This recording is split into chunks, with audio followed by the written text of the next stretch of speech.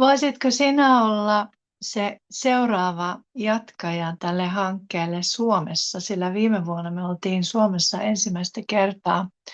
Katso sivut brilliantblue.org ja ylpeänä voin sanoa, että oli kyllä hienoa katsoa, kun Lyseonpuiston lukio Rovaniemeltä oli ensimmäinen Suomessa ja koko Skandinaviassa, joka osallistui finaaliin Brilliant Blue Challenge-kisaan. Kisa tulee alun perin Kanadasta, mutta se on erittäin laajalle maailmalla levinnyt ja näet sen kartan miten laajalle täältä sivustolta. Ja se on myöskin YK Ocean Decade-ohjelman suojeluksen alla.